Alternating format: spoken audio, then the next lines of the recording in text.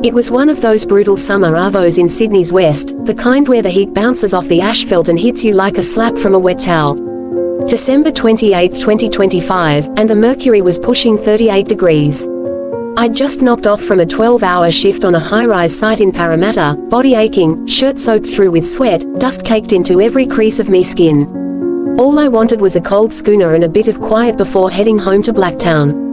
I pulled me ute into the car park of the old Royal Oak Hotel on Church Street.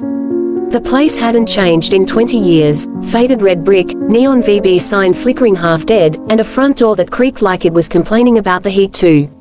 It was a proper old school pub, pokies clanging in the back, a couple of blokes arguing over the cricket on the telly, and the smell of stale beer mixed with deep-fried dim sims from the bistro.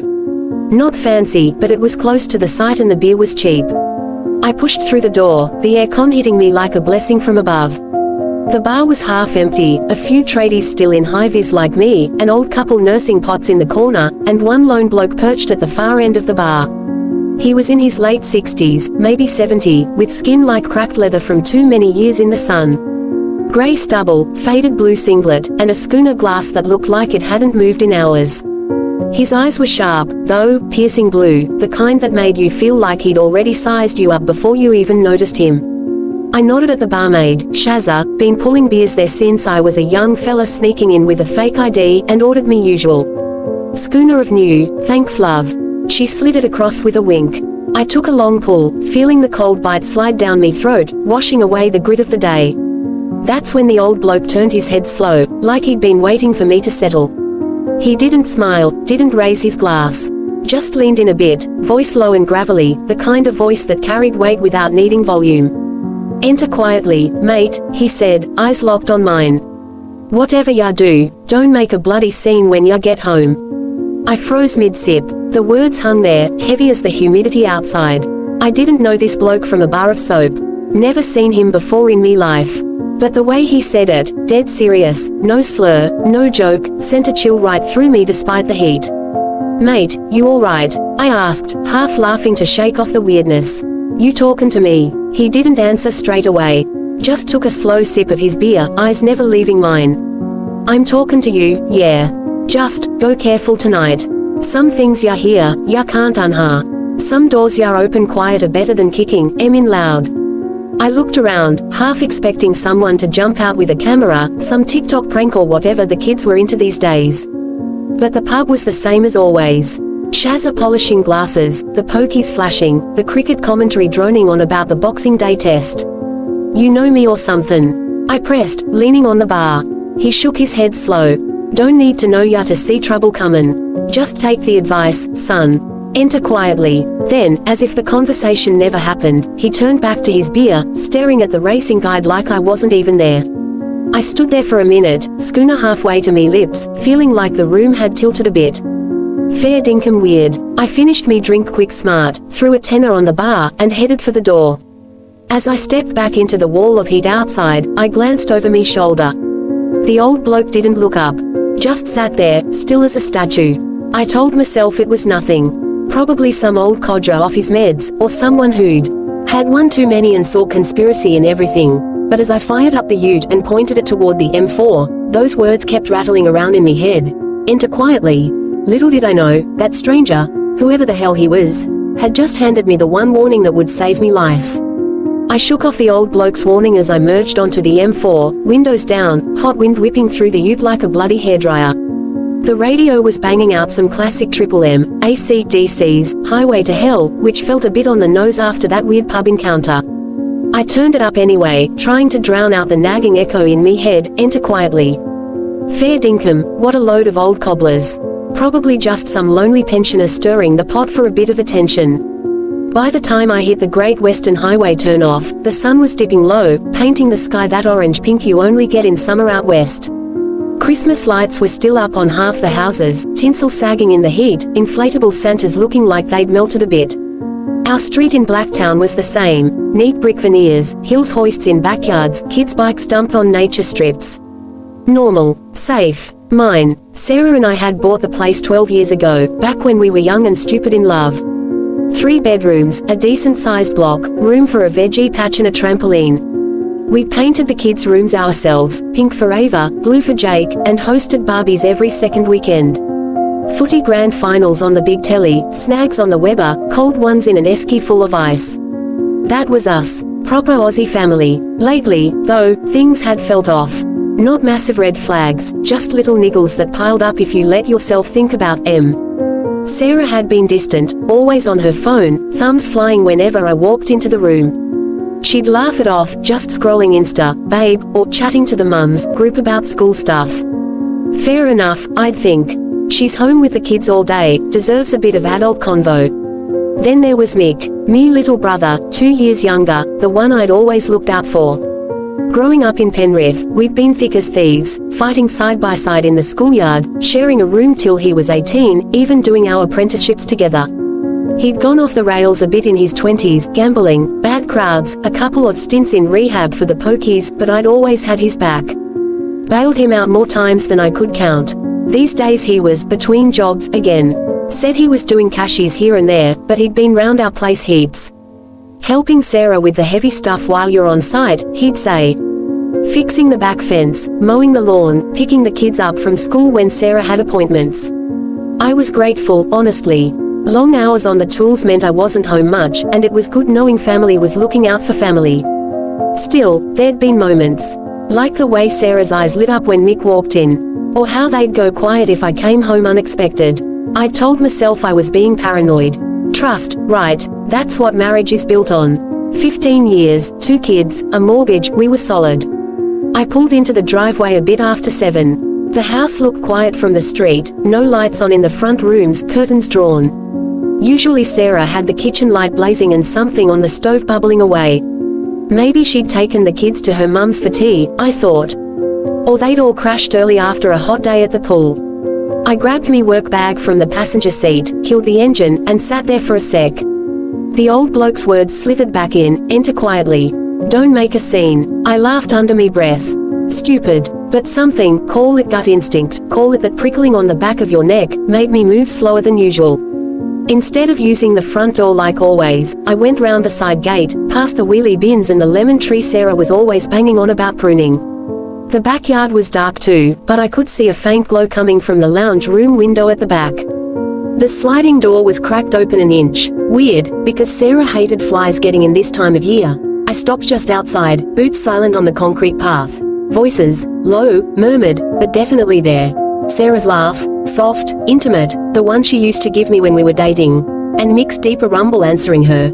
I don't know why I didn't just walk in. Maybe it was the heat making me sluggish. Maybe it was that stranger's warning looping in me brain. But I stayed put, ear close to the gap, heart already starting to thump harder than it should. And that's when I heard it, clear as the cicadas screaming in the gum trees. Our plan is flawless, Sarah whispered, excitement in her voice like I hadn't heard in years. I froze, every muscle locked, as the world I thought I knew started cracking right down the middle. I stood there in the dark backyard, sweat trickling down me back despite the evening breeze, ear pressed to the gap in the sliding door. The cicadas were going hammer and tongs in the gum trees, but inside the house it was dead quiet except for those 2 voices, Sarah and Mick, talking like they were the only people in the world.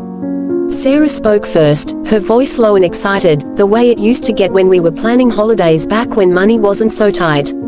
Our plan is flawless, Mick. Truly, no one's gonna suspect a thing.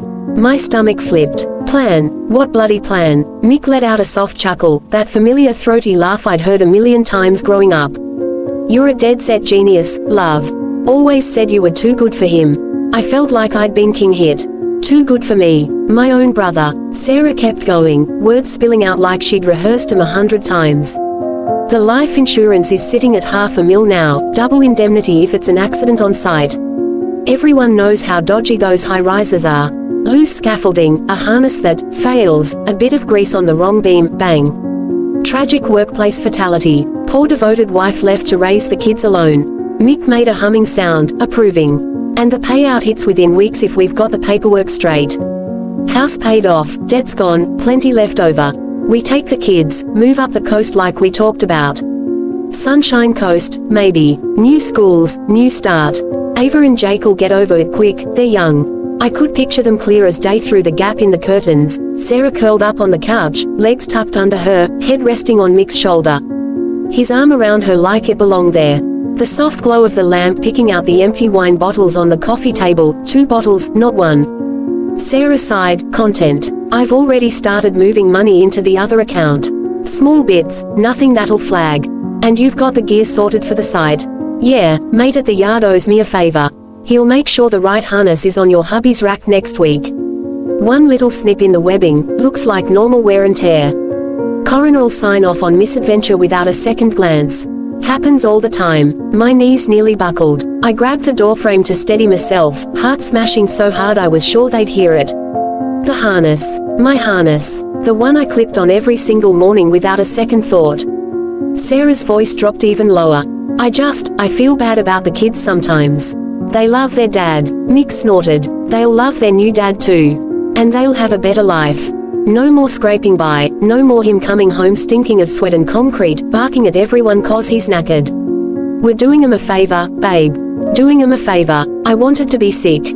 15 years of grafting, breaking me back to give them everything, the house, holidays to the Gold Coast, private swimming lessons for Ava, new boots for Jake's footy, and this is what it came down to. A $500,000 payout and a better life with my brother. I heard the couch creak as one of them shifted. Sarah again, almost dreamy. You know the best bit. Everyone'll feel sorry for me. The neighbors, his workmates, even his bloody mum. Cards, casseroles, GoFundMe pages. Poor Sarah, lost her husband in such a terrible accident. We'll be golden. Mick laughed proper this time. Golden, yeah, long as we keep our stories straight. You've been a legend putting up with him this long. That was the knife twist. Putting up with me, like I was some burden she'd endured for the sake of the insurance policy. I backed away slow, one step at a time, careful not to kick the loose paver near the clothesline. The night air felt thick, suffocating. Every happy memory, our wedding at Penrith Panthers, Ava's first steps in this very backyard, Jake's birth when Sarah squeezed my hand so hard I thought she'd break it. All of it poisoned now, twisted into something ugly. I made it to the side gate, slipped through, and leaned against the ute, sucking in deep breaths, hands shaking. I pulled out my phone. 000. My thumb hovered over the call button. Betrayal burned hotter than the December sun ever could. My wife, my brother, planning to murder me for money like I was nothing more than an obstacle in their way. But I was still breathing, and thanks to one weird old stranger in a pub, I'd entered quietly enough to hear the truth before it was too late. I don't know how long I stood there leaning against the ute, staring at the house that wasn't a home anymore. Minutes, maybe. The street was quiet except for the distant hum of the motorway and a neighbor's telly blaring the cricket. My hands wouldn't stop shaking as I dialed 000. The operator's calm voice cut through the fog in my head. Police, fire or ambulance. Police, I croaked. I need to report a conspiracy to murder my wife and my brother. I just heard them planning it. I gave her the address, told her to send detectives, not uniforms, didn't want sirens spooking them into running. She kept me on the line till the first unmarked car rolled up 10 minutes later. 2 plainclothes coppers, a bloke and a Sheila, introduced themselves quiet-like, listened while I repeated everything I'd heard. They recorded it on a body-worn, asked if I was willing to wear a wire. I said yes without hesitation. Anything to nail the bastards. They coached me in the back of their car, go inside normal, act knackered from work, don't let on. Get 'em talking again if I could. I walked in the front door this time, calling out, "G'day, I'm home." Like nothing was wrong. Sarah jumped up from the couch, face flushed, smoothing her hair. Mick was already heading for the kitchen, grabbing a stubby from the fridge like he owned the place. "You're early," Sarah said, "too bright. Kids are at mum's for a sleepover." "Yeah, site knocked off at 6, I lied, dumping me bag. Bloody hot one today." We sat around the kitchen table, the same table where we'd carved pumpkins with the kids, celebrated birthdays, argued over bills. Now it felt poisoned. The detectives had parked down the street, listening through the tiny mic clipped under me shirt collar.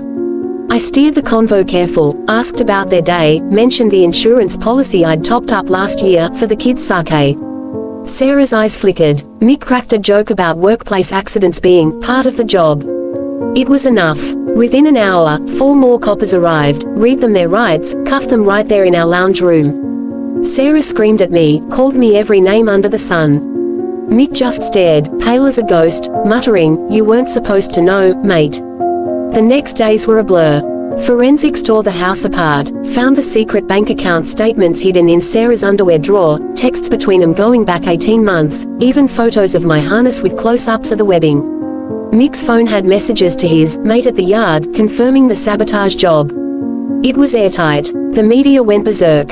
Front page of the Daily Telly, suburban betrayal, wife and brother-in-law charged over plot to kill tradie for $500,000 insurance. A current affair camped outside for days, neighbors giving tearful interviews about what a lovely couple we'd seemed. My mugshot from the wedding photo splashed everywhere next to headlines screaming, family horror in Blacktown. Relatives disowned Mick. Sarah's mum collapsed when the cops told her. Me own parents aged 10 years overnight. I took Ava and Jake straight to Nan and Pop's place up in the Blue Mountains, fresh air, no reporters, just space to breathe. The kids were confused, asking why Mummy and Uncle Mick were in trouble. I told them the truth in bits they could handle, that the grown-ups had made very bad choices, but Daddy loved them more than anything and we'd be okay. Custody came quick, emergency orders in my favor. Sarah and Mick were denied bail, remanded till trial. Conspiracy to murder carries heavy time. Prosecutors reckon they're looking at 15 to 20 each if convicted. Some nights I still wake up sweating, hearing Sarah's voice in me head, our plan is flawless. But then I look at the kids sleeping safe in the next room and know we dodged a bullet. That old stranger from the pub, I went back looking for him a week later. Bought the bar around, asked Shazza if she knew him. She reckoned he was a regular years ago, but hadn't been in for months. Maybe he'd been there that one night for a reason. Maybe he'd overheard them plotting in the beer garden weeks earlier and waited for the right moment to tip me off. I'll never know his name. But wherever he is, I owe him me life. And every day I get to tuck Ava and Jake in, watch them chase magpies in Nan's backyard, I whisper a quiet thanks. Family's supposed to be everything in this country. Turns out sometimes it's the thing that nearly kills you. But we're rebuilding, me and the kids, one quiet day at a time.